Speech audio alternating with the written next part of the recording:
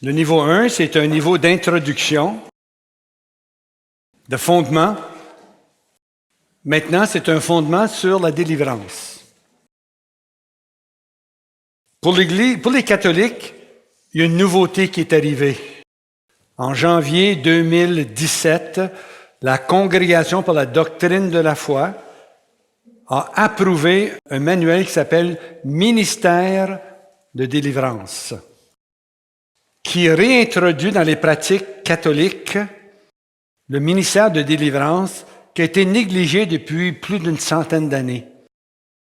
Les théologiens concentraient surtout sur l'exorcisme formel pour les possédés, mais négligeaient l'existence des besoins de la plupart des catholiques d'être délivrés de leurs obsessions, de leur oppression, etc. Et ça vient du renouveau charismatique. J'ai inclus, je pense, une vingtaine de pages. Tout ce qui est citation dans le texte ici, ça vient de ce document-là. Un document à se procurer.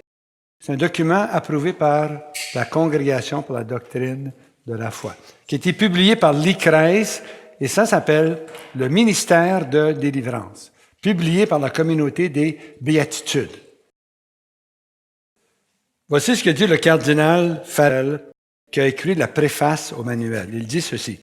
La réflexion approfondie sur le ministère de délivrance, qui a été nourrie par une longue pratique au sein du renouveau charismatique, peut désormais aider l'Église tout entière. C'est une contribution du renouveau charismatique à l'Église tout entière. Le ministère de délivrance se pratique presque exclusivement dans le renouveau charismatique catholique. On ne trouve pas ça à bien des endroits à l'extérieur du renouveau charismatique. Laïcs, clergés et religieux, à être davantage sensibles à ce don baptismal accordé à tous les disciples du Christ qui devra être apprécié à sa juste valeur dans l'accompagnement spirituel des fidèles. Le problème diabolique s'en va en augmentant. Ceux qui sont assis dans les ténèbres et à l'ombre de la mort. En Europe, en Amérique du Nord, en Océanie, beaucoup ont cherché à remplir le vide spirituel après l'abandon de la pratique chrétienne par des pratiques occultes. Toutes sortes de spiritualités, la franc-maçonnerie, le néopaganisme, le nouvel âge, et parfois même un satanisme déclaré.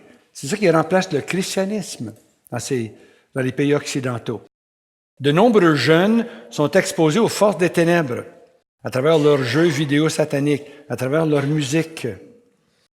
Dans certaines parties d'Afrique et d'Asie, il est devenu courant de recourir à la sorcellerie, la magie, les malédictions, le culte des ancêtres, les séances de spiritisme, le fétichisme et autres pratiques occultes. Toutes ces activités peuvent entraîner chez ceux qui les pratiquent des liens impurs. En même temps, le document déplore un silence chez les catholiques. En même temps que ces changements sociaux se produisaient dans le monde entier, on a pu remarquer un silence chez les catholiques sur les démons et leur réelle influence dans la vie de l'homme. Vous savez, cette incroyance chez les théologiens, chez les exégètes catholiques, persiste, malgré les affirmations fortes du catéchisme et des derniers papes. Ce silence a créé une situation où de nombreux catholiques, y compris des prêtres, ne comprennent ni le malin, ni ses stratégies. Paradoxalement, ce silence a conduit à une peur malsaine du démon, particulièrement chez les gens qui n'ont pas été bien formés à la foi. Des catholiques auront plus facilement recours à des spirites ou des chamans pour être soulagés de leur affliction par des esprits mauvais, car ils ne croient pas que l'Église puisse les aider. Ou dans certains cas, ils cherchent de l'aide auprès de l'Église et ne la trouvent pas, car ce dont ils ont besoin n'est pas un grand exorcisme ou une aide médicale professionnelle, mais seulement une délivrance. Dans certains domaines, les catholiques se tournent en revanche vers les ministères pentecôtistes ou charismatiques indépendants. Il y a des millions de catholiques qui ont quitté l'Église catholique pour aller dans les églises protestantes parce qu'eux pratiquent la délivrance et la guérison. Des millions. Les gens vont aller là où le Seigneur leur offre des secours. Ils vont aller chez les pentecôtistes parce qu'eux les offrent. Je ne blâme pas les catholiques. Là. Je suis content qu'ils aient trouvé quelque chose chez les pentecôtistes.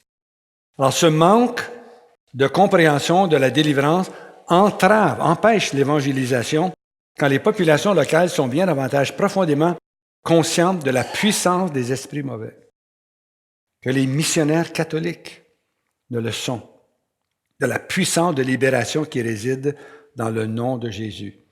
Il est plus qu'urgent que l'Église se réveille pour faire face à cette situation critique.